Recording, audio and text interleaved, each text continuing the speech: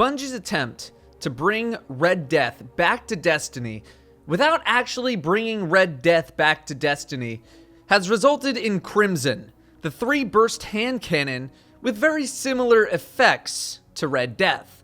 Kills start health regen, and precision kills restore all of the ammo in your magazine. So, is it any good? We'll start with PvE. In PvE, Crimson is an acceptable weapon that thrives in a more solo environment, and that's mainly due to the kill-based perks having such an impact on the performance of the weapon. The biggest flaw of the gun is its ammo capacity. It's designed as a pulse rifle style weapon, but with the total capacity of a hand cannon, which means if you're not getting those precision kills, you are going to run out of ammo insanely fast. This is why it's better when you're by yourself. You're more in control of getting the kills to replenish your ammo. But do the benefits outweigh the negatives of low ammo capacity and its unique setup? I would say that it's close, but in PvE, I think they do, provided that you are accurate. The ammo from getting a precision kill is not pulled from your reserves, it is just generated. So you can theoretically just fire this gun forever without having to reload, which is pretty good. The better you are, the better the gun will be for you. The health regen proccing on every kill is great in higher end activities where death is much more likely, and that keeps you in the action for much longer.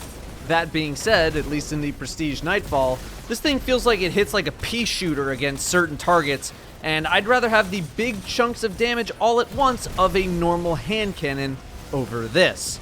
Have fun killing any kind of major target or targets with above average sized health pools too, because it'll take a lot of shots to kill them. And if you don't get that crit kill, well, you just burned 20 to 25% of your ammo on one guy. I do think you'll often need to fire an extra burst more than you would normally need to fire a normal hand cannon to compensate for any recoil or movement of an enemy. However, I do think the fact that it's not a typical hand cannon and it's not a typical experience will turn off a lot of people to the weapon, and that's okay. People are very used to the traditional hand cannon setup all throughout Destiny 1 and things like Better Devils, Annual Skate, Sunshot in Destiny 2, and just want their hand cannon experience to be one where you can fire 5 shots and get 5 kills, and that's fine. I don't think Crimson is necessarily better than the current best hand cannons available though, it's just different. But it doesn't really excite me. It doesn't really do much for me. Going on those hot streaks where you chain kills is pretty nice, but you can do that with other hand cannons too. One thing that really bothers me about this gun, and we'll talk more about it in the PvP section, is that you always want to be accurate with your hand cannon shots. So if you're already accurate, why break up the shot into 3 individual shots, which now have a lower chance of giving you the full damage that you would want? It's just extra work that you have to do in order to keep your shots accurate. And no one's aiming a pulse rifle style gun for the first shot of a burst to miss. Moving to PvP, after using it for a few rounds in trials, I can very safely say that I have zero desire to use this weapon in PvP ever again. It's 16 to the body and 21 to the head, so 3 shots hitting is in between 48 and 63 damage, which is equal to about a typical mid-rate of fire hand cannon's 61 headshot damage. It is, therefore, technically possible to 3-burst someone at low resilience values with all crits, but considering how difficult it is to actually do that, the odds of this happening are very low. Here's the thing about using a hand cannon.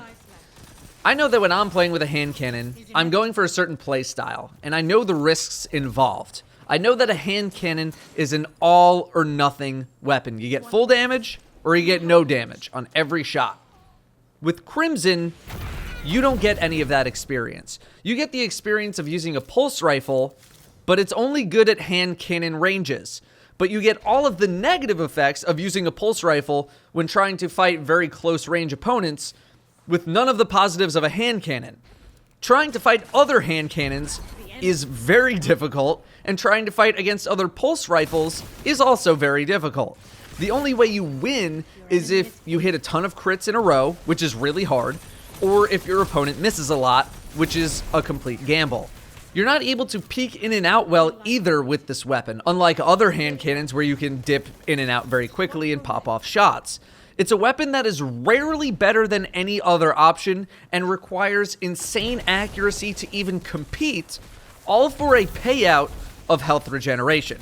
Now, health regeneration is a nice payout, but it's not nearly large enough to compensate for the lack of effectiveness when using the gun. And I didn't even talk about the fact that it only has 8 bursts per reload, whereas other hand cannons have more, maybe minus Sunshot, but Sunshot has a pretty fast reload.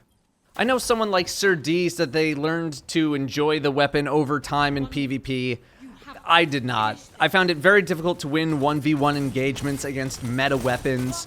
It was a really good weapon to get a lot of assists on, but my first impression of the weapon was, this is not great, and my continued impressions were, I just want to use any other hand cannon. To me, in PvP at least, there is no reason to use this over Sunshot, Better Devils, Old Fashioned, Annual Skate, or whatever your choice of hand cannon is. You need to work so much harder to make it work, and the payout is simply not there. In PvE, it's much more acceptable and much more usable, but I personally don't find it very exhilarating.